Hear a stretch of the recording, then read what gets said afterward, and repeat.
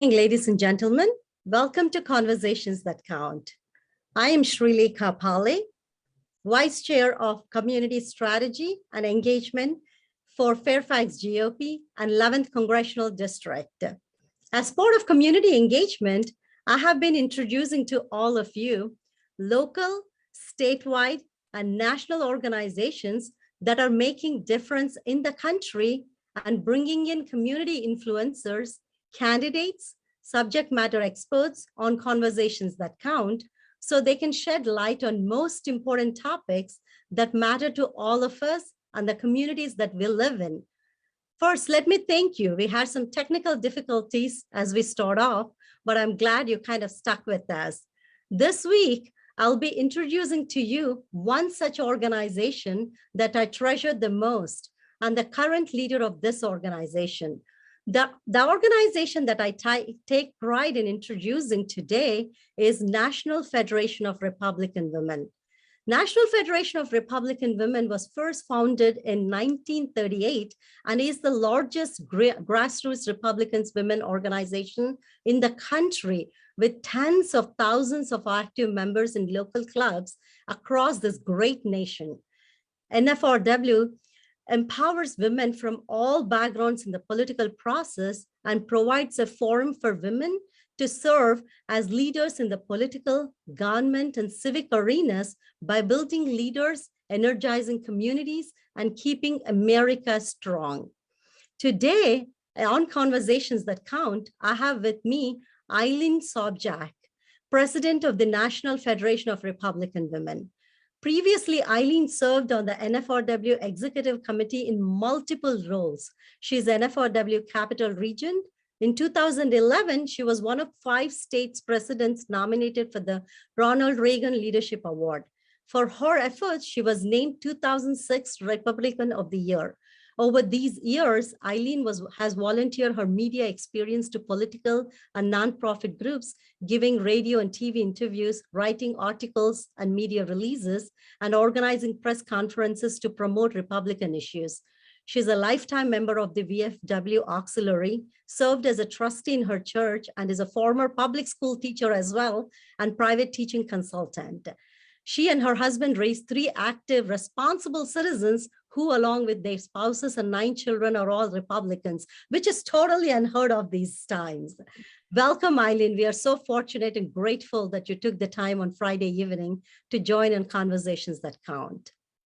Thank you so much. It's my honor to be here tonight and to talk about what is close to my heart as well, the NFRW. Thank you, Eileen. Eileen, I know you're a very busy lady managing tens and thousands of Republican clubs. And as I think I briefly mentioned to you before we started this conversation, I belong to Liberty Republican Women's Club. It's a mid-sized club, very empowered young women is what we have. And part of VFRW club, again, working with the very empowered leadership community around here. But want to get to know you more. How did you start this journey in public life, politics, and policy making? Well, I was always interested in politics. And when I was a young girl, I served on the school council. I enjoyed the courses in government. My dad was an avid historian, but I chose to go into teaching as a career because I'd been a volunteer with special needs children all through high school. And that was another passion of mine. But then as a young mother and a businesswoman, I found myself getting politically involved because it was affecting my children and our business. I started attending school board meetings and rallying parents to stand up for their children. And my like-minded friends and myself formed a 501c4, a nonprofit, so we could really make a difference. And then my husband and I also lobbied elected officials to protect our business. And we also began getting involved in helping Republican candidates get elected because we realized that without getting the right people elected, we wouldn't be able to change anything. Yeah, Eileen, that is a pretty impressive background. So, Eileen, I think for somebody like us that is kind of starting off in the women's clubs, I say, you've served at many levels of county Republican leadership and also as a member of the state party executive board. After serving all of that, you became the president. So you obviously have tons of background in leadership. So for your efforts, you were also named the 2006 Republican of the Year, and you were also elected as a precinct committee officer since 1988. Wow, that's I mean, I say that's a lot of effort you might have put in even at the grassroots levels. So can you talk to me about the efforts that you undertook that made significant impact within the party? And one of the reason I asked that question is, as you know, right now we are in the middle of the election season. Early voting has already started. November is coming up. There are a lot of precinct committee officers out there. So I want them to kind of understand what kind of efforts that we need to really put out there in order to make significant efforts and impact within the party. Well, it's really important. And being that precinct officer, that's where I started building a stronger Republican base and turning my own precinct around from being kind of in the middle to becoming a red precinct. And it's just always been a goal to influence and increase the Republican votes. And the Republicans have a message and a platform that resonates with those who believe in individual rights, less government, and freedom. And the Republican Party represents the people. Our party was started to advance freedom from slavery. It was the Republican Party that supported the right of women to vote. And it's the Republican Party that stands up for life and the vulnerable. So I started out as a campaign manager and an organizer for volunteers. I love working with people. I love encouraging them to work on campaigns. I love seeing Republicans get elected. And this led to my involvement with the Republican women. So I didn't start with the Republican women, I started with the Republican Party. But the more I learned about the Republican women, the more I realized that it was such an important place because we educate and we empower women in the political process. And I was elected president. It was kind of a funny situation. The local club was struggling. They were getting tired. They needed some young, energetic women. So they asked me to run for club president. So I had to dive in and research and find out all I could about our organization and their mission. And the more I read, the more I understood, the more I came to understand that it was very important. The Republican Women is one of the most important grassroots organizations in our country. Eileen, it's kind of nice that you share that kind of story because a lot of folks think that people start off in women's clubs and then kind of move on to the Republican Party. But your story is quite different. You started off in the Republican Party and realized that women's clubs really needed that backbone and young leaders. So you kind of jumped into, and I kind of started off that way. I started running for the office. I was active in the party and then realized that women's club needed some help. So started helping out women's club and then kind of became part of the executive board and so on and so forth. I think the more you're passionate about women and wanting to help your own fellow supporting women, you really want to help out the women's clubs. I think it's a kind of a similar empowerment, wanting to help your own women friends. Yeah. So Eileen, I came to Orlando, Florida when you kind of took the Hallam, where you did the swearing ceremony and you talked about your goals and you talked about, I think the theme of the federation when you did the swearing ceremony was launching leaders, if I remember it right. So can you talk to me about what are your top 3 strategic goals for the upcoming year for the federation? I know last year, I believe you said the theme was more of launching leaders, but I also would love to understand, and I'm sure many women that are listening to the call would love to know what are your top 3 strategic goals for the upcoming year. We are already in October, but for the next 2023, what are the 3 strategic goals for the upcoming year? Well, a top goal is membership, and that's an ongoing goal always. We had 65,000 members in 2021 with over 1,200 clubs throughout the country. We are closing in on that number again, building membership of course, there's a lot of objectives that you have to create the ability to bring in more members. And that's, that's all part of it as well. But all over the country, women are organizing new clubs, and more members, that means more educated Republican voters. So we're working hard on that. I think we're up to about 69 new clubs. I'm encouraging the state presidents to, reach out. And if women want to be part of a new club, then help them get that started. And so we're working really hard on membership. Visibility is another goal. How many times do you hear that we're the best kept secret? But you also hear that Republican women are the backbone of the party. You hear from our candidates that they couldn't have won a campaign without them. But on the flip side, I hear from women who never knew there was a Republican women's organization until I brought it up. Just 2 weeks ago, I was in downtown Alexandria at a little boutique, and I started a conversation with the employee there. And she said, "You are kidding me. You have a Republican women's group?" She had no idea. We exchanged cards. This happens all the time. I know it happens to some of you as well. So visibility is really important. She was so excited to hear that there's chapters in Virginia. Thanks to the foresight of our immediate past president, Ann Shockett, we have a studio. That's one of the things we're doing for visibility. We have a Republican Women podcast. We're also providing programs nationwide via Zoom that are reaching our members and our non-members. Those are some of the ways we're getting out there. And of course, I am traveling all over the country whenever I am invited, and any opportunities like this opportunity tonight, any media opportunities, I am saying yes, yes, yes. So working hard for that visibility. And number 3, of course, is fundraising. We want to provide the best resources. We want to keep our programs affordable for our members. So we need to raise funds. So we're a membership-driven organization, but we also have our Regent donor program.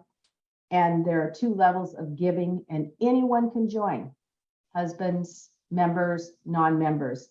And this funds important projects like our Federation Fund, which is a grant program for women clubs and states that want to do a special project.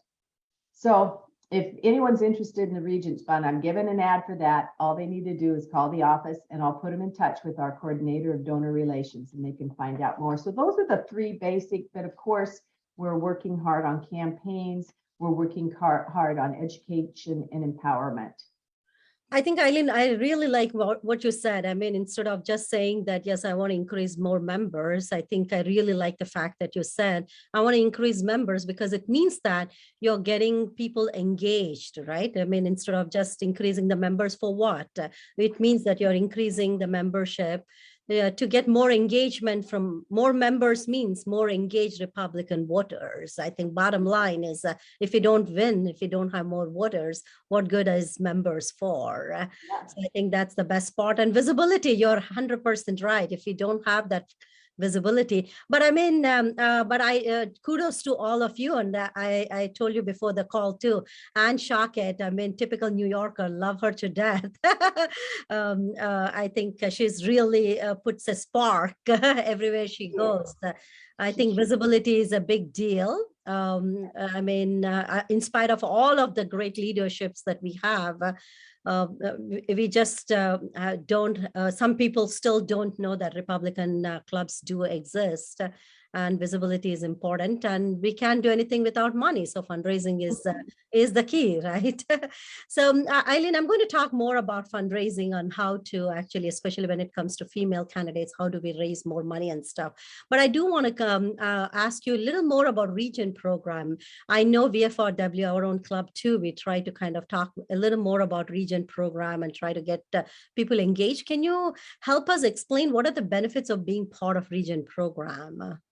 Well, the main benefit is that you're donating to a wonderful organization and contributing. And it's your choice, but when you give to the Regents program, you can ask that 10% of the money that you contribute be used for our Federation Fund. And like I said, that is our grant program, where if a state has a special project they want to do, we will help fund it.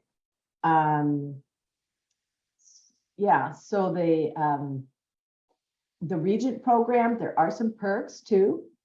If you, I mean, and you don't have, like I said, you don't have to be a member. Maybe you just want to give and that's that. But if you are one of our members and you attend our board meetings, we do have events at our board meetings and they're lots of fun. And they're an opportunity. When I first became a regent, it was an opportunity to just meet with a smaller group of women and get to know them and enjoy, a nice reception or a special guest. And it's a lot of fun too. Absolutely. And also, Eileen, you also have other programs such as Armed Services Fund, Federation Fund, and many more. Are there any other programs that you would like to highlight which you think are just noble, right? I mean, Yeah. I know NFRW has plenty of those programs. Yeah, well, one that I'm really proud of right now is that the NFRW is partnering with the Republican National Committee on the Republican Civics Project. And the RNC opens centers in key areas of the country. They are assisting legal immigrants who are studying for their citizenship test. And they asked us to partner with them. And I think this is a great way to develop relationships with them and share our Republican values. So Republican women can volunteer to help these people that want to become citizens with their American citizenship test. And it's an opportunity to just develop, like I said, these relationships. The other program I'm really excited about this year is the Youth Outreach Committee. We have an active chair and vice chair, and they are reaching out to every state and asking them to appoint a youth outreach chair. They've developed a blueprint for youth outreach, and it also helps that they are both 18 and 28 years old. They are our future. So those are two, we've got a lot of things going on. And of course, there's our campaign and all that we're doing for campaigns. Eileen, I think youth outreach program, I mean, God bless you. I think that is something we absolutely need to develop. I mean, if you go to, one thing that I usually tell any club is that you got to sponsor them. Our president, bless her heart, Janet Warr, came up with an idea of like not only do scholarship funds, but sponsor a youth to be part of each and every club. I think we need them, they need us, we need to grow them and mentor them.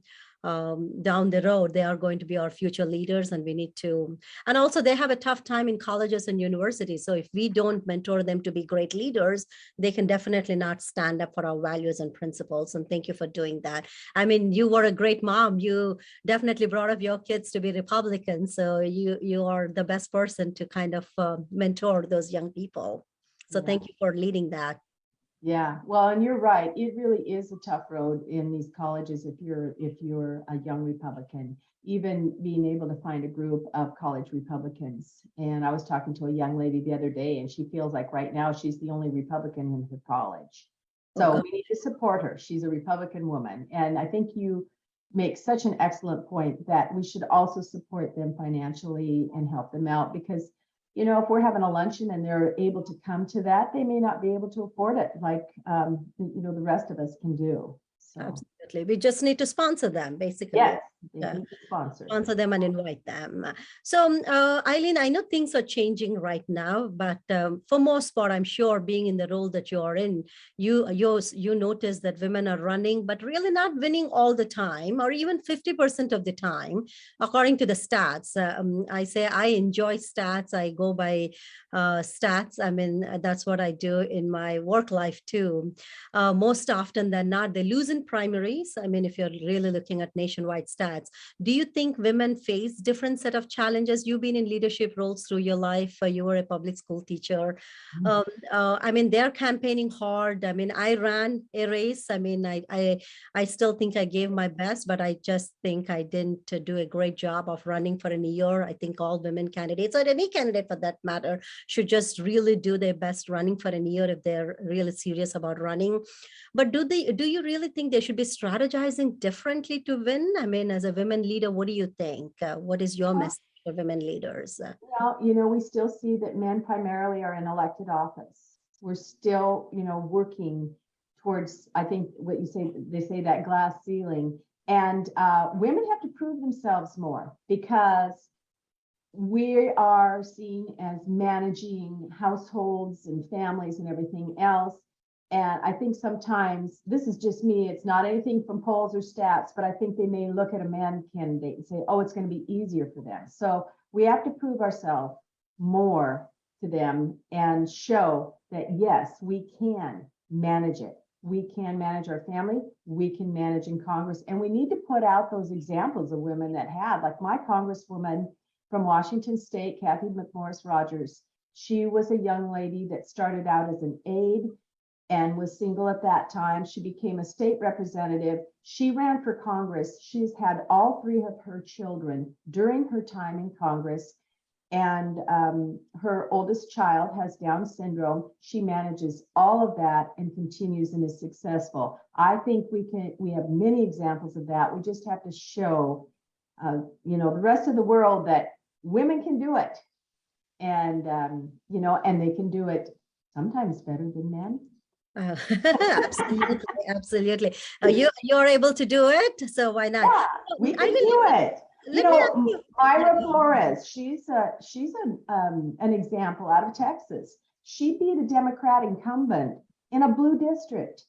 And so it can be done, but I also heard that she was out doorbelling. She really reached out to her voters. So I do have to say, whether you're a man or a woman candidate, you have to do the work too. And it's hard work. And sometimes you have to do it more than once, because if you're in a particular district where it is a little bit blue, you may have to step up and run again and, not just give up the first time. I 100% agree with you. But Eileen, let me ask you, I mean, right now in Virginia, Eileen, we have great women candidates. We have, we have great male candidates too. But just speaking about women, we have Jen Kiggins, we have Yesli Vega. Phenomenal candidates. We also have Jim Miles, we have Hung Kao. I am psyched about all of these candidates. But I know you brought up about fundraising aspect. Let me ask you about that question too. I know women candidates struggle with fundraising aspect. Do you think does NFRW have any programs to train women candidates on how to fundraise? I can speak for myself. If somebody is going to ask me to say, hey Shri, do you want to run again? I fear nothing. I don't fear about working hard. I love door knocking. I love connecting with people. I know we have the skill set, but when it comes to fundraising, I back off, right? So I know most women candidates do that. So does NFRW have any programs to train women candidates on how to fundraise, or do you guys have any channels to help them out? Yes, we do. Yes, we do. In fact, we have our campaign school, and it covers all facets. Fundraising is a very important part of it. And that went for 16 weeks this year. It was virtual. We also will go into states and do the campaign school, but now with so many people having access to Zoom, we had a virtual school. We also recorded it. So if you weren't able to attend, then you can go and purchase it. It was very, very reasonable. And we're going to do one last follow-up on our campaign school. So I'd urge ladies, if they're thinking about running, they can also still purchase and if they just want the fundraising part. But I get it when it comes to fundraising. I always thought it was fun if I was working for a candidate to call up and get in to ask for money. But to ask for money for myself, it's difficult. But like they say, that's what you have to do. So yeah, we definitely have those opportunities if women are interested in learning more about fundraising. Eileen, it's very nice to hear that you have all kinds of options. You have the campaign school and you have the citizenship school. These are the things I think Republicans ought to be doing for decades, and they have not. And it's good to see that they're stepping up and doing it at this point, because these are our weaknesses. It's just really nice to know that we are closing the gap on our weaknesses, and those are the things that we really need to close our gaps. Once we do that, now we can't be beaten down anymore. Yeah.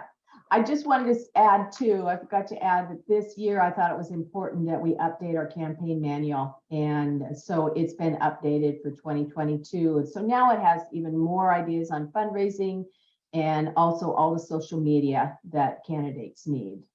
Excellent. So, Eileen, I'm also on the leadership role of the local GOP unit, which is Fairfax GOP, and this platform, Conversations That Count, is happening on Fairfax GOP unit. And by the way, our chair is extremely supportive of us doing this. I'm also part of 11th Congressional Unit, who supports our candidates very much, and the Women's Club, I just told you, on the state board, which is VFRW. So I tend to kind of be aligned with all of this. But I do notice that although we have a great working relationship, there is room for opportunity in the alignment or standardization of work. As an outsider, I feel like, should we all be working in sync with each other? Or is this something that should we have a different vision, or is it okay not to be in sync? Or because we all have a unique role to play, and should we be working independently? Because from an outside perspective, who is very much new to all of this, is it okay not to be in sync and work independently, or should we be in sync and work together? This is just not knowing the intrinsics of everything, just trying to understand how working together is good or working independently is good. What do you think? I think a little bit of both. I think so. You know, the Republican Women's mission is to educate and empower women. That's not the same mission as the GOP, but we were started originally because the RNC National Committee women saw the importance of the Republican women. So it's a little bit of both. We need to work together on things, and we do. Like I said, we've joined forces with the RNC on this American Civics. At our fall board meeting and our spring board meeting, we have the RNC come in and give us the latest and the greatest. Our campaign committee is coordinating with the campaigns and our state federations to promote the candidates. The women are being trained on the phone apps that the candidates use for their campaigns to get out the vote. We're working with the RNC on that.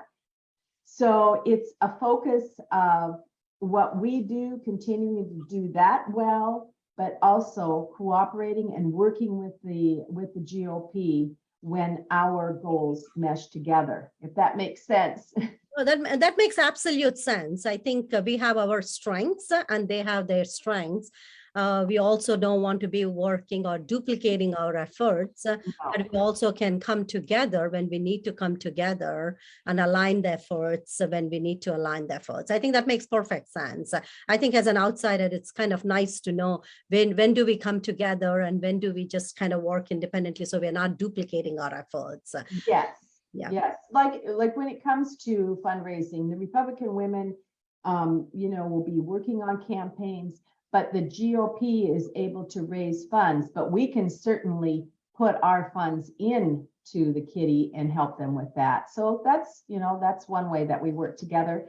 And the GOP plans, they'll have their Super Saturdays, they're getting out and doorbelling. We don't have to replicate that. We can join with what they're already doing, and we should be.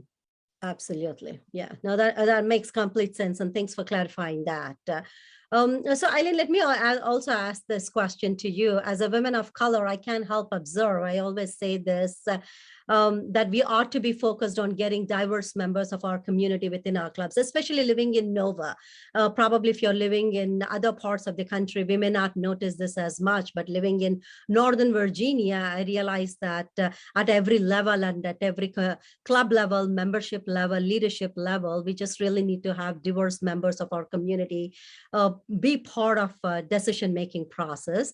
As a leader at the helm of the organization, is this something that you look at, or do you see it that we need to have some younger members of the organization, or do you see that diversity is an issue? Do you want to, are you taking any active steps currently, or are there any outreach programs going on? What are your thoughts on that? Yeah, no, I think it's very important. But what I found over the years is you can't just say you want to do it in your club. You really have to engage and find ways to reach out in the community. And when it's been successful is when ladies recognize that. There was in Oklahoma some years ago and also in Texas, and I think they're continuing with this. They had where they would go out into the community. And I think our Caring for America, our Armed Services Project, the American Civics Project, being out in the community, these give us opportunities. And when we are there, we need to be talking about the Republican women. We need to be welcoming women. We need to be sponsoring women. And that's how we'll do it. We don't have a diversity committee per se, but our youth outreach has made that part of what they're doing. And our membership committee said it's all inclusive. Everything they're doing is about how do we reach members, whether, you know, women of color, women, whatever. So the way, I think the most effective way is for us to get out into the community with our committees and do it that way instead of sitting in our clubs and hoping that they are going to come join. Yeah. No, that's good to know, because I think being inclusive is a good thing. I know we are doing that at a local level. I pride upon being in our own club where we make that as a priority. And I'm not only kind of talking about just having women of color, but I think that when I talk about diversity, I call about young women, older women. I think people of all experiences. I think we're looking at every aspect of diversity. Yes. It's just always nice to have different thought processes going on. Yeah. It's just really nice to be in a circle where we have different thoughts and ideas. I think that's where the best vision comes into picture.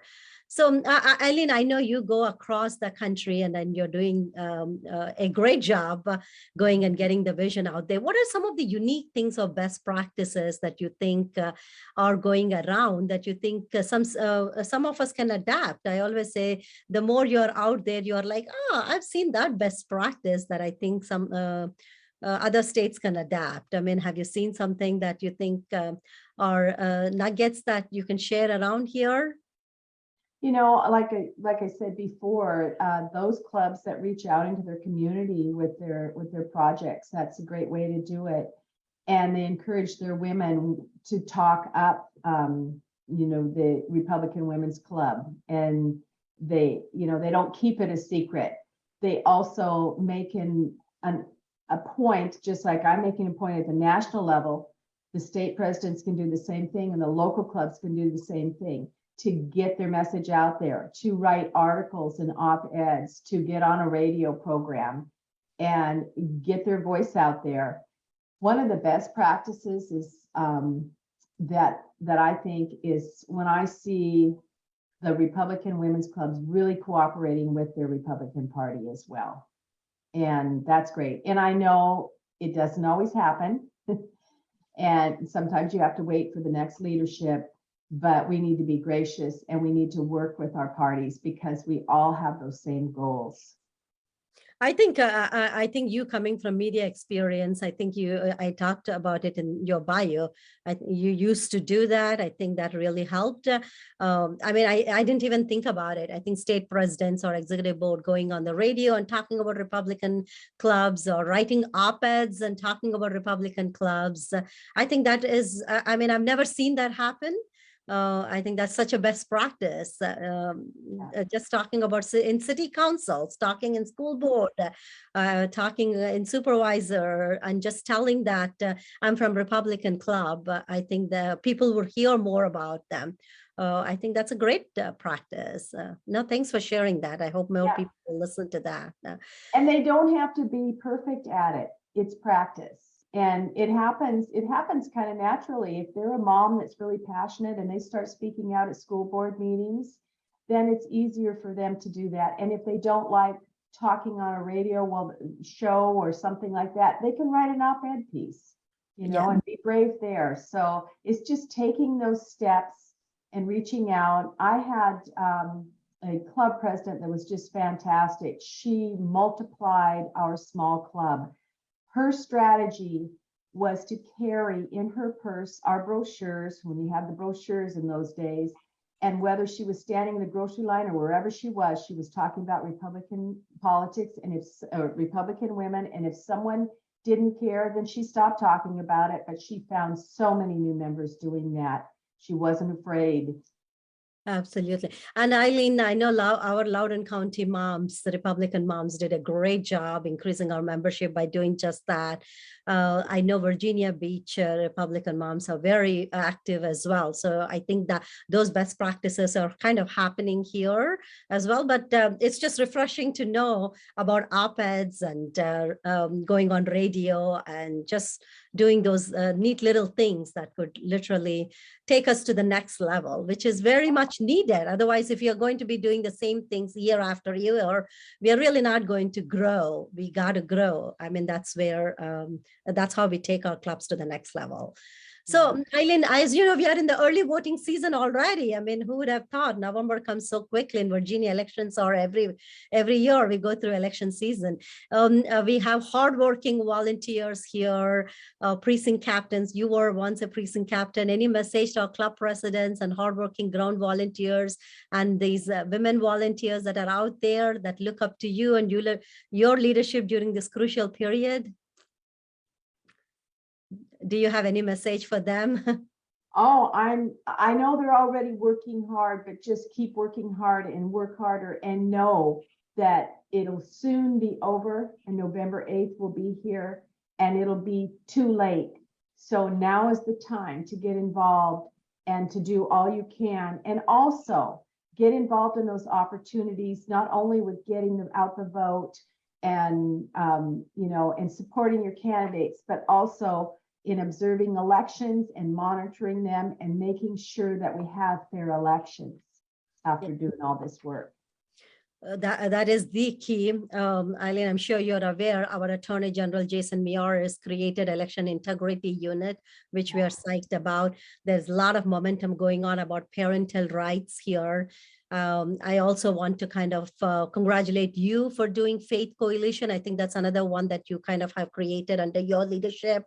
We get emails, and I, as a corresponding secretary under our leadership, President Susan Cobb, I send emails to my own membership asking them to join Faith Coalition. So a lot of good things are coming under your leadership that we pass it on to our members, asking them to participate in our Faith Coalition. So lots of stuff happening in Virginia as well.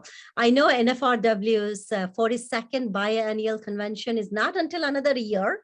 It's happening in Oklahoma City around this time next year. I've been to one of those. I think it's a great place to network with women from across the country and prepare for upcoming elections, especially next year. It's going to be exciting because 2024 will be coming up. Anything new happening this time around? I mean, is there a theme for next year? Well, we haven't developed our theme yet, but we're getting close. We just finished our fall board meeting, so now we're working on this. But we do hope to bring presidential candidates because it will be 2023 and it'll be, it'll be right around the corner to 2024. Oklahoma is a red state. They are promising that we can expect to hear from some great Republican leaders there. So we're excited about that. And of course, we're going to provide our workshops, our excellent workshops, and our training for women. We pull in some from the Leadership Institute and others. And we can always use any ideas that anybody has for our workshops. So there will be more coming. Keep a lookout on our website or in the Capital Connection, and you'll start to hear more early spring next year. Thank you. Eileen, I know Florida is going through a devastating hurricane. Are you guys doing any fundraising, anything that we as women Republican clubs can we do to help through NFRW? Do you have any efforts underneath going on that we can contribute? Yes. So I talked to President Marisol Kobitz, who is the president in Florida, and I asked her what she wanted, what would be the best strategy. Governor DeSantis has set up a fund and a website. So I don't have that off the top of my head, but that is in our Capital Connection. It is on our NFRW website, and you can click on that to either volunteer or donate. And the best thing that they say is to be able to donate if you're out of state, and then they can put those resources to the best use. So and it's also on our Facebook page too, where anybody can find it and click on it. I'm sorry, I don't have the link off the top of my head right No, no worries, but you encourage us to go to NFRW website to kind of pull out that Yes, information. yeah, or the NFRW Facebook, or if you get the Capital Connection, it just went out today and you just click on the link. And that was from the Florida President Marisol Cobbett said that that was the best thing that we could do now is to go to that site to give. So Eileen, while we are on Capital Connections, two things that I do want our folks and viewers to know is Capital Connections is a newsletter that comes out every week, right? Yes. It's a newsletter that comes out, and that newsletter has very comprehensive information. I know some of our club members kind of ask about that. Is that where they can also enter the campaign information, volunteer information, and so on and so forth? Yes, and if anybody isn't getting that, and I run into that sometimes, that means if they haven't set up their email properly or whatever, they can just call our office and our membership manager will help them set up their account. Because I do run into ladies sometimes that have been members for a while and they say, I'm not getting it, but it's sent out to everybody. It's sent out to, we have all of your emails and we send it out to you every week. And it's just chock full of information and links that they can click on for other things that they need. And that is one thing that I tell our club members too, saying that the only way you can get engaged is by getting these newsletters. Otherwise, it's easier to assume that you're not getting communications or you're not engaged enough because you don't know what's going on out there. Yeah. We have like we have all these candidate Zooms coming up. This Sunday is going to be Dr. Oz and Lisa Scheller out of Pennsylvania. And the information to register for that Zoom is in our Capital Connection. And I'm not sure if it's on the website. It possibly should be on Facebook too. So those things are happening, but if you're not reading the Capital Connection, then you're missing it. You're missing a lot of opportunity and a lot of events that are going on that you can, be part of in your living room. You don't even have to leave. Exactly. So Eileen, what races are you excited about for this year? Oh, I'm excited about all of them. And I just had attended a meeting with the Republican National Lawyers Association. We had just heard at our fall board meeting the latest and greatest on the polls. I went to this meeting and things are really looking up for Republicans. I know we have to do our work. We have to make sure elections are fair. We have to get out the vote, but it's looking very good for us. It's looking very good for us in the House. It's probably about, neck and neck with the Senate. But there's one race that's pretty special to me. So in Washington State, which is my home state, we are hoping to retire Patty Murray. And I was just a young woman working on campaigns when she was elected. And she said she was the mom in tennis shoes. Well, we have a mom in tennis shoes in Tiffany Smiley, who is running for US Senate, and she is fantastic. So she is a nurse. I think you probably are aware of that. She helped her husband through the whole VA and stood up for him going back to Washington, D.C. She's a strong, amazing woman. So I'm excited about all the races, but that's really special to me if we can retire Patty Murray for Tiffany Smiley. I can see why it is so special to you. I hope your dream comes true. So Eileen, as we're coming to the end of the conversation, I want to end by asking, who is that one woman that you look up to, either from personal front or from political front? Well, you said it's your mom. Yeah. And, I always said that one of the women that I admired the most is my mom. I think I kind of told my viewers in the past, she was barely educated back home in India, but she ensured that I received the best education irrespective of the challenges. And again, I'm an immigrant. I came from India, and definitely it was a patriarchal society. And one of the dreams she always had is that I speak English. She said, only if my daughter can speak English, she will have a better life. So I hope I speak conversational English and she would be proud of me. So I definitely look up to her the most. So I ask this to every women leader, saying that, who do you look up to the most? Well, mine is my mom as well. She always encouraged me. She believed in me. She expected me to excel and be a woman of integrity. And my mom had a scholarship to art school, but she didn't take advantage of it. It was just a different time for women then. But she was a woman that was always learning and sharing her knowledge with us. And she was an example of a strong, loving woman. So that's my example. And that is the woman I look up to still. And she's still with us today. She's 87 years old and she's just a spunky lady and I love her. Excellent. Thank you. I hope she's watching this, and I'm sure she'll blush if she's watching this. Good for you, Eileen. Eileen, I thank you for joining. I know you are managing hundreds and hundreds of clubs. We thank you for spending time in Alexandria. You should be living in Washington, but you chose to kind of live in Alexandria to kind of take care of all these clubs around. I see you everywhere. I think recently I saw you at a Catholic meeting in Washington, D.C. I know you travel a lot. You just finished your state board meeting. I'm sure the meeting went great. I thank you for spending the time with us, spreading the vision around throughout the country, aligning us, showing us the vision and making sure the strategic goals are set. I enjoyed the conversation. I really enjoyed when you laid out the goals about membership, visibility, and fundraising. I mean, those are our weaknesses, and it's really nice that you're outreaching to not only youth, but also trying to increase the diversity in the club, trying to ensure that you're reaching out to citizenship clubs. And one thing that I want to highlight is about walkathons, women's walkathon with RNC. I think you participated in one or two of those. So these are all the things that I think Women's Club and RNCs have missed in the past decade. So it's nice to see that we are acknowledging that and bringing those back into us. So I thank you for joining us on the conversation. This discussion was very valuable. I hope you found it valuable as well. Any last minute thoughts, Eileen, before we end the conversations? No, I just want to say thank you so much for this opportunity. I've thoroughly enjoyed it.